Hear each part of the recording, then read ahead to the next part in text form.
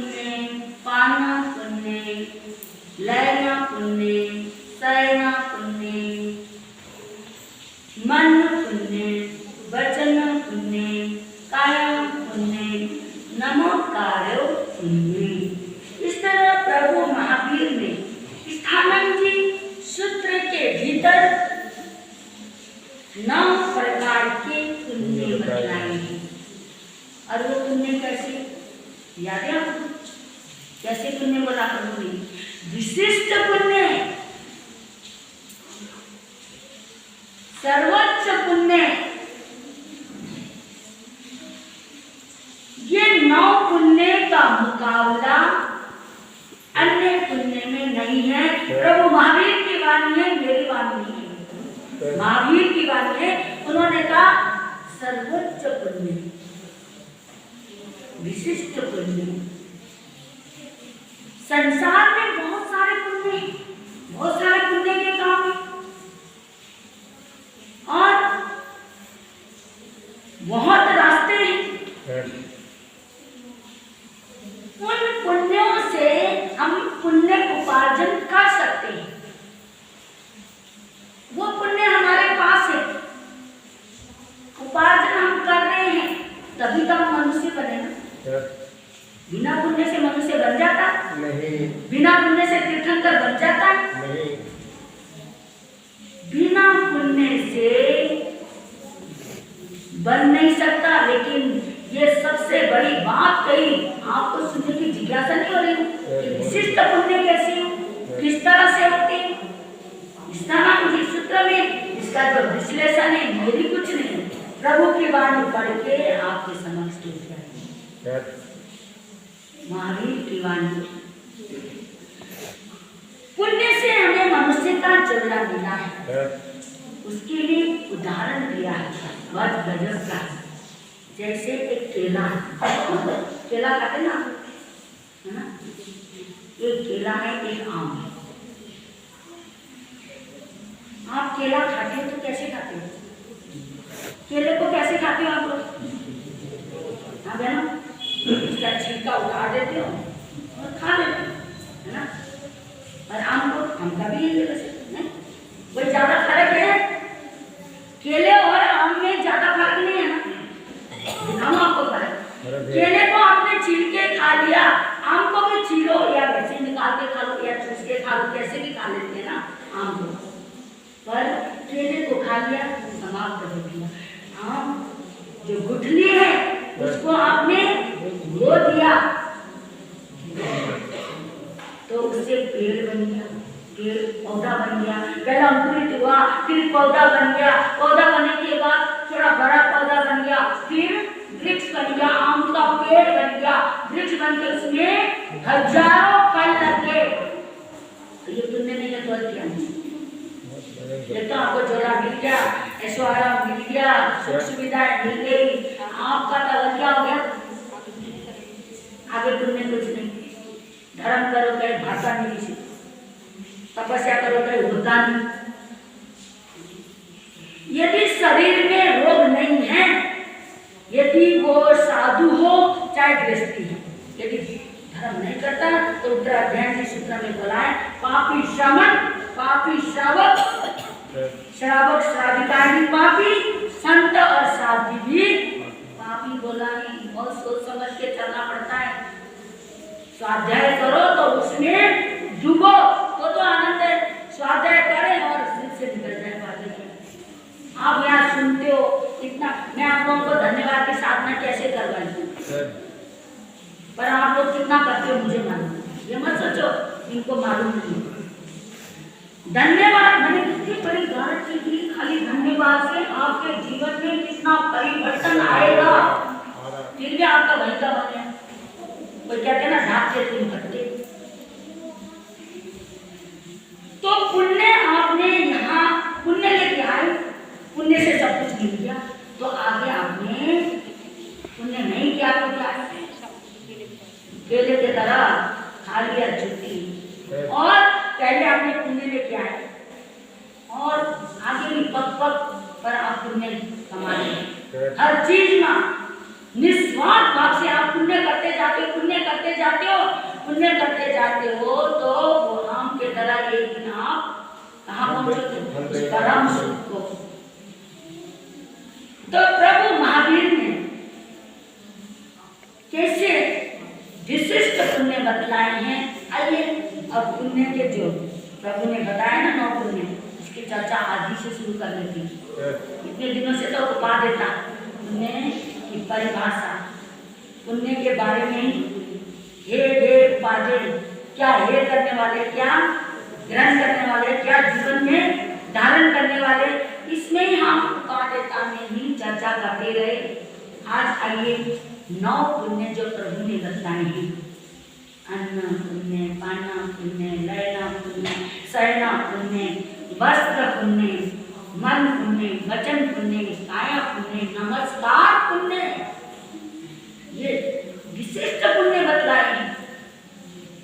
हम भी ऐसे ही खाली गिनते थे, ये 9 तत्व 11 25 पुण्य पढ़े नहीं तो गिनते थे। जब शास्त्र के अंदर जाओ ना, परम आता शास्त्र को खोल के बैठो कि ये पुण्य से इंसान कहाँ पहुंच जाता है।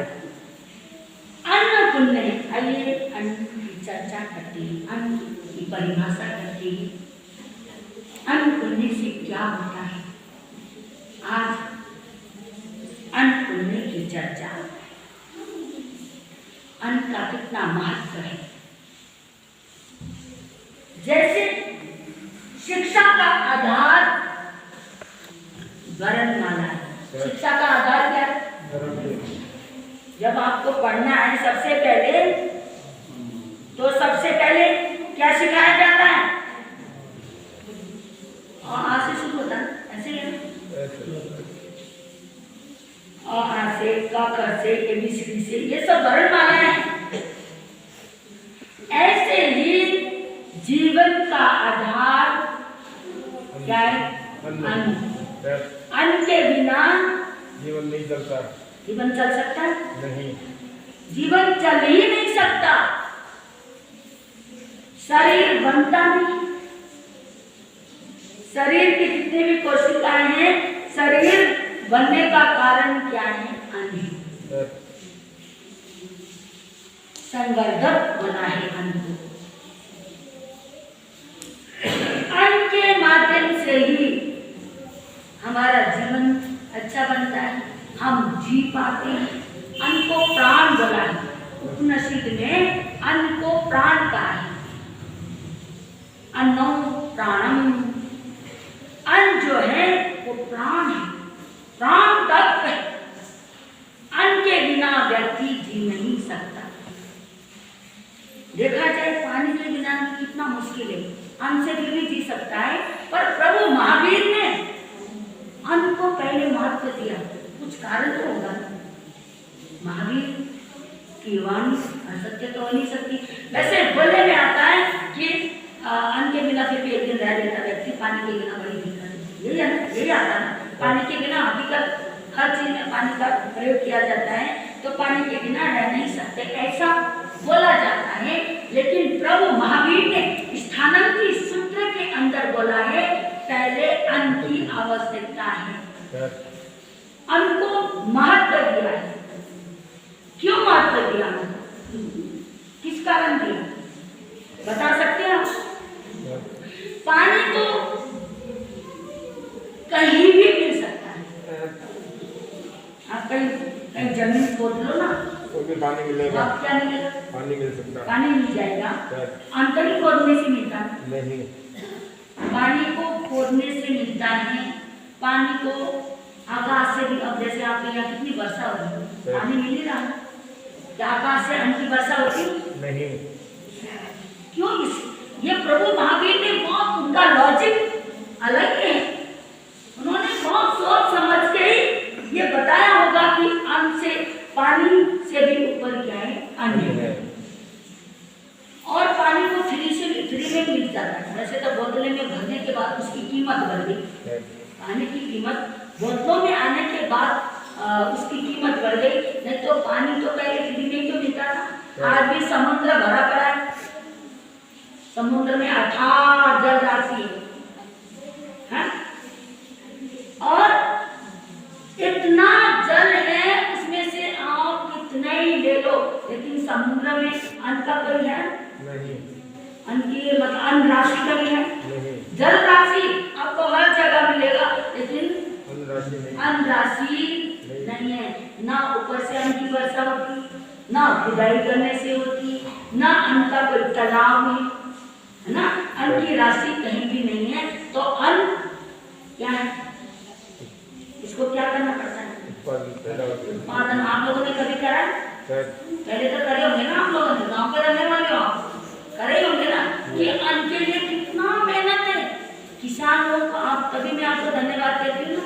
यदि आप भोजन करते हो उस समय अपनी पत्नी को या बेटी को या अपनी बहन को धन्यवाद देते हो, उस समय वो धन्यवाद किसान तक पहुँचते हैं।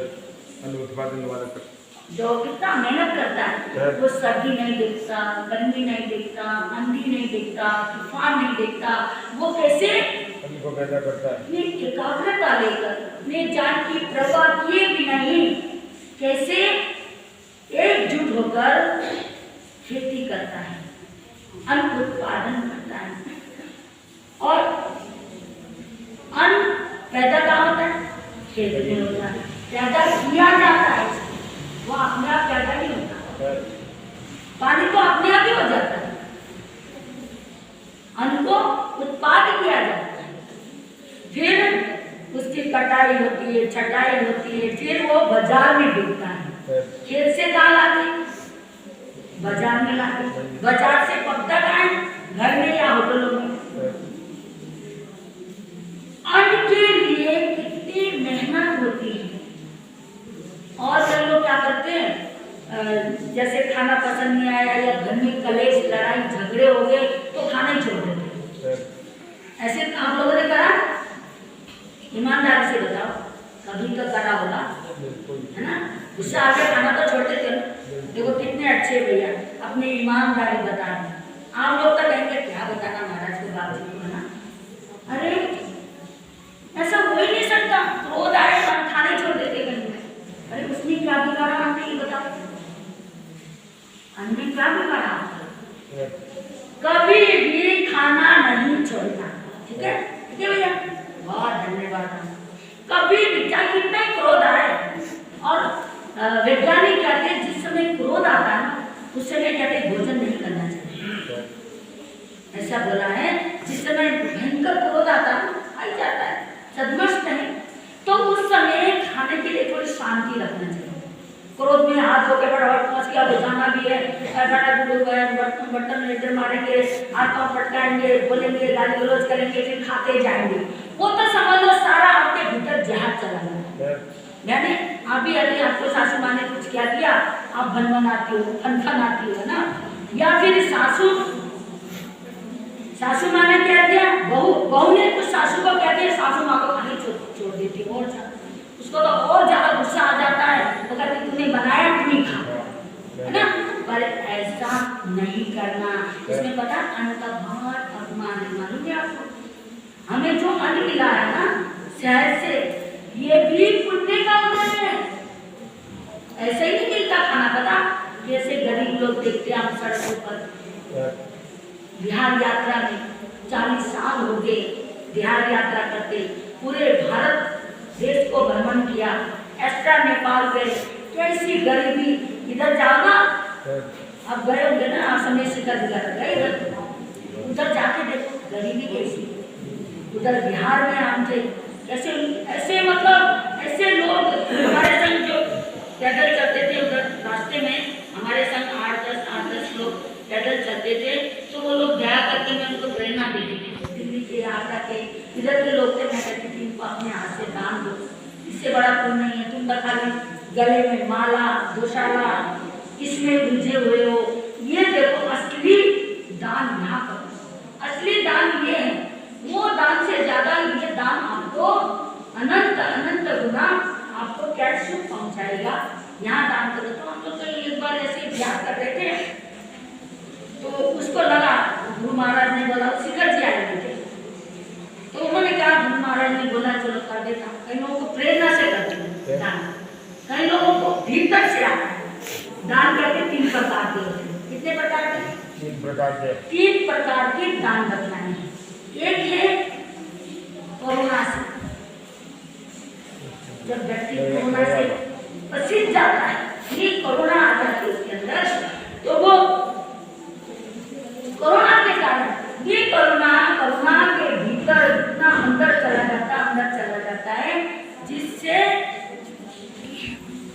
दान करने के भाव आते हैं। तो ये नहीं देखता मैं कहाँ दान कर रहा हूँ, पसीज जाता है।